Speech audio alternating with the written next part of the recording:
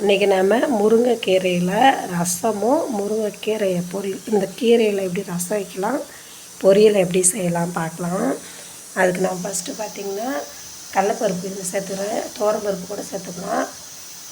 ரொம்ப சீக்கிரம் வந்துடும் துவரம்பருப்பு. கடலைப்பருப்பு கொஞ்சம் ஊற வச்சிடணும் முன்னாடியே, வேக தண்ணி கொஞ்சம் அதிகமாகவே சேர்த்துக்கோங்க. ஏன்னா நம்ம இந்த கீரையும் அந்த கடலைப்பருப்பும் வேகுது இல்லைங்களா, அந்த தண்ணியை எடுத்து தான் நம்ம ரசம் வைக்க போகிறோம். அதனால் இப்போ பருப்பு போட்டுட்டோம்.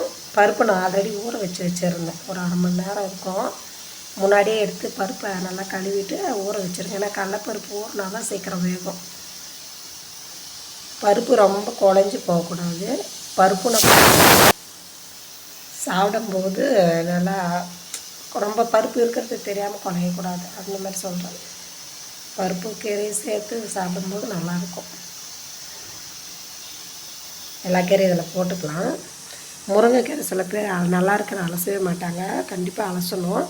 தண்ணி நிறைய எடுத்துக்கோங்க. இது ஏன்னா தண்ணியில் மூழ்காது. நம்ம தான் நல்லா இப்படி பாருங்க, நல்லா கீரை இப்படி போட்டு அலசி எடுக்கணும். ஏன்னா அதில் தூசு நிறைய படிஞ்சிருக்கும், மண்ணுங்கள்லாம். கீரைக்கு அடியில் போய் தண்ணியில் அடியில் பாருங்கள். அலசி வச்சு எல்லா கீரையும் போட்டாச்சு. இப்போ பருப்பும் கீரையும் நல்லா வேகட்டும்.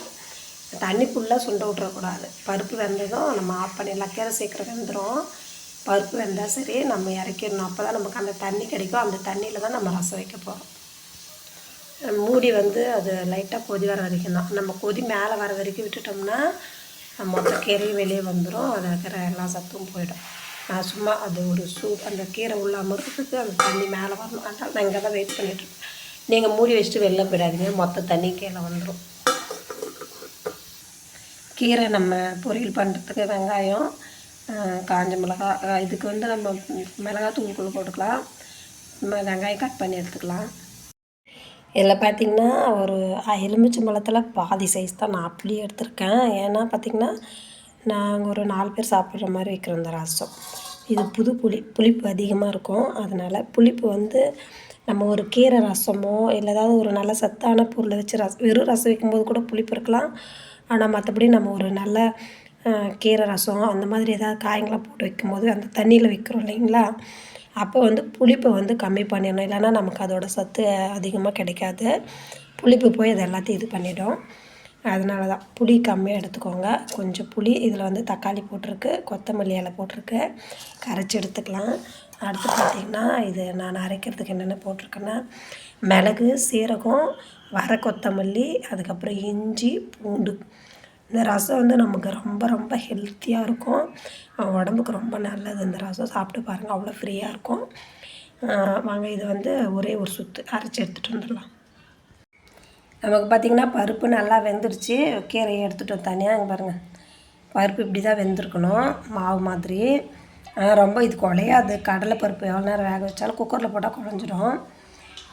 கீரை இதுமாரி ஒரு பாத்திரத்தில் வேக வச்சு எடுத்துக்கோங்க. குக்கரில் போட வேண்டாம், அது ஒரு மாதிரி வளவளப்பாக இருக்கும்.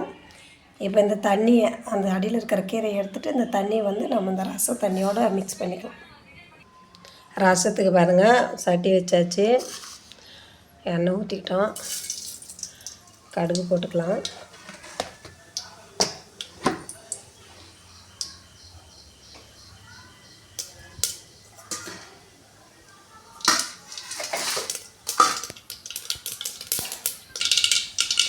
கடுகு பொரிஞ்சதும் கறிவேப்பிலை, காஞ்ச மிளகா இருக்கு வர நம்ம அரைச்சி வச்சுருந்தோம் இல்லைங்களா, அது எல்லாத்தையும் போட்டுக்கலாம். சும்மா ஒரு அழகு வதக்கிடுங்க, செம்ம வாசனை வரும். ஒரே நிமிஷம்டா வந்துடுறேன் பாருங்கள். இப்போ நம்ம இந்த புளி கரைச்சி வச்சுருந்தோம் இல்லையா, அதில் கீரை தண்ணி போட்டிருக்கோம். இது எல்லாத்தையும் எடுத்து இப்போ இதில் ஊற்றிக்கலாம். இப்போ மஞ்சள் பொடி போட்டுக்கலாம். பாருங்கள், மஞ்சள் பொடி நம்ம கீரை வேக வச்சோம் இல்லைங்களா, அதிலே உப்பு போட்டு தான் வேக வச்சுருக்கோம். அதனால் உப்பு சரியாக இருக்கான்னு பார்த்துட்டு நம்ம செக் பண்ணிக்கலாம். இப்போ நம்ம கொஞ்சமாக பெருங்காயத்தூள் போட்டுக்கோம். இது ஒரு சூப்பரான வாசனைங்க, செம்மையாக இருக்கும். நீங்கள் கண்டிப்பாக செஞ்சு பாருங்கள். ஒரே கொதி, அந்த நுரை வரட்டும், நம்ம உடனே ஆஃப் பண்ணிடலாம். ஏன்னா நம்ம அது எண்ணெயிலே வறுத்துட்ருக்கோம், ரொம்ப கொதிக்க தேவையில்ல. வாசனை செம்மையாக இருக்குது. நீங்கள் இதை நான் என்னென்ன போட்டிருக்கணும் அதேமாரியே போட்டு செஞ்சு பாருங்கள், கண்டிப்பாக நல்லாயிருக்கும். தயவுசெய்து புளி தண்ணி நீங்கள் நல்லா ஒரு சத்தான கீரையில் ரசம் வச்சு சாப்பிட்ணுன்னு நினச்சிங்கன்னா புளி தண்ணியை மட்டும் கம்மி பண்ணிவிடுங்க, ரொம்ப நல்லாயிருக்கும். அடுத்து வாங்க கீரை எப்படி பொரியல் பண்ணலான்னு பார்க்கலாம். ஒரே கொதி தாங்க, ஆஃப் பண்ணிட்டோம், இறக்கிடலாம். கீரை பொரியல் பண்ணுறதுக்கு எண்ணெய், கடுகு, நம்ம கட் பண்ணி வச்சுருக்க வெங்காயம் போட்டுக்கலாம். நசுக்கி வச்சுருக்க பூண்டையும் 1-2 தட்டி போட்டுக்கலாம். பூண்டு உரித்து தட்டி போடுங்க.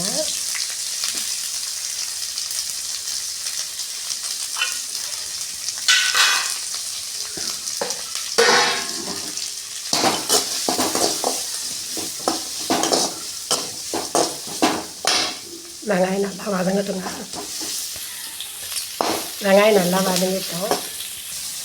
முருங்கைக்கறியை எப்போவுமே வெறுமனே சாப்பிடாம நான் பார்த்திங்கன்னா கொஞ்சம் உப்பு போட்டிருக்கேன்னா பருப்பு கீரை வேக வச்சுருக்கேன், அப்படியே சாப்பிட ரொம்ப பிடிக்கும், அதை எடுத்து சாப்பிட்டுருக்கேன். முருங்கைக்கீரை எப்பவுமே பருப்பு, முட்டை அது ஏதாவது போட்டு செஞ்சு சாப்பிட்ணுன்னு சொல்லுவாங்க. ஏன்னா ப்ரோட்டீன் கூட அது சேர்ந்தால் நமக்கு நல்ல அயர்ன் கண்டென்ட் கிடைக்கும் அப்படின்னு சொல்கிறாங்க. உங்களுக்கு தெரிஞ்ச சொல்லுங்கள்.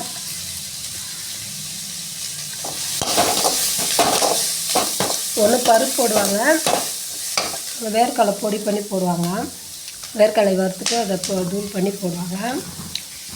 இதெல்லாம் இந்தமாரி பருப்பு போட்டு செய்வாங்க. பாருங்கள் வெங்காயம் வதங்கிடுச்சு. இன்றைக்கி நான் பார்த்திங்கன்னா மிளகா போடலை, மிளகா பொடி தான் போட போகிறேன். கொஞ்சமாக மஞ்சத்தூள் போட்டுக்கலாம்.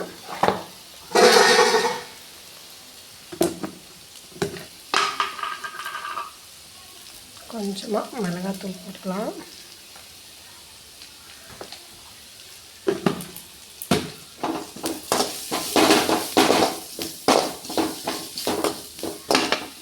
இந்த கீரையை போட்டுக்கலாம்.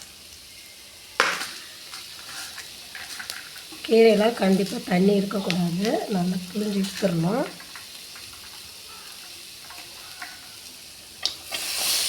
நல்லா இப்படி விட்டு கொடுத்துக்கோங்க.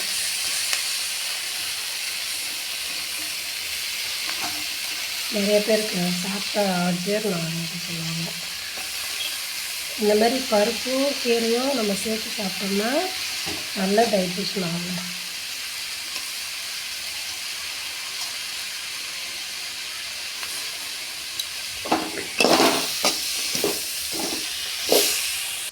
உப்பு மட்டும் நீங்கள் செக் பண்ணிக்கோங்க. ஏன்னா நான் கீரையில் நம்ம வேக வைக்கும்போது உப்பு போட்டிருக்கோம், அது தண்ணியில் போயிடும். இருந்தாலும் கொஞ்சம் உப்பு அதில் இருக்கும், கீரைக்கும் அந்த பருப்புக்கும். அது மட்டும் கொஞ்சம் நல்லா செக் பண்ணிவிட்டு போட்டுக்கோங்க. நம்மளோட கீரை பொரியல் வந்து பார்த்திங்கன்னா ரெடி ஆகிடுச்சு. அவ்வளோதாங்க. பருப்பு பார்த்திங்கன்னா முருங்கைக்கீரை ரசம், கீரை பொரியல், சாதம் பார்த்திங்கன்னா நான் குக்கரில் வச்சிட்ருக்கேன். ஏன்னா எனக்கு கொஞ்சம் அந்த சொல்லலாம் சென்னைக்கு வந்துருந்தோம் அப்படின்னு சொல்லி, எதுக்காகன்னு பார்த்திங்கன்னா சிறுவாபுரி கோயில் கூட போய் வீடியோ போட்டிருப்பேன். கொஞ்சம் கோல்டு அதிகமாகிடுச்சு, நமக்கு சைனஸ் ப்ராப்ளம், அதுக்காக தான் ஹாஸ்பிட்டல் போயிருந்தோம். அவங்க வந்து பார்த்திங்கன்னா அலர்ஜி அதிகமாக இருக்குது உங்களுக்கு, அதனால தான் அடிக்கடி அந்த மாதிரி ஆகுது அப்படி சொல்லியிருக்காங்க. அதனால தான் இன்றைக்கி கீரை இன்னையிலேருந்து வாரத்துக்கு ஒரு 4 டைம் இல்லை ஒரு 5 தடவையாவது நம்ம கீரை எடுத்துக்கணும் அப்படின்னு சொல்லிட்டு, நம்ம கீரை வந்து நிறைய எடுத்துக்கணுங்க, கீரை நிறைய எடுத்துக்கணும். அதனால தான் நம்ம அலர்ஜியை உணவே மருந்து சொல்லுவாங்க இல்லைங்களா, அது நம்ம இன்னையிலேருந்து கடைப்பிடிக்கலாம்னு இருக்கோம். எப்படி இது அவங்க டேப்லெட்லாம் எதுவும் தரலை, அதனால் சரி நம்மளே சாப்பாட்டில் எது எதெல்லாம் கம்மி பண்ண முடியுமோ கம்மி பண்ணிக்கலாம். அதனால தான் நான் வந்து வேர்க்கடலை, என்னோடய அலர்ஜிக்கு வந்து வேர்க்கடலை எடுக்கக்கூடாது, அதனால் நான் வேர்க்கடலை சேர்க்கல, இதில் பருப்பு சேர்த்துருக்கேன். நீங்கள் இதில் வேர்க்கடலை போட்டிங்கன்னா இன்னும் செம்மையாக இருக்கும். தேங்காய் வேர்க்கடலை பிடிக்காதவங்க தேங்காய் போட்டுக்கனாலும் தேங்காய் துருவி போட்டுக்கோங்க. சூடாக இருக்கிறப்ப எப்படி இருக்குங்க,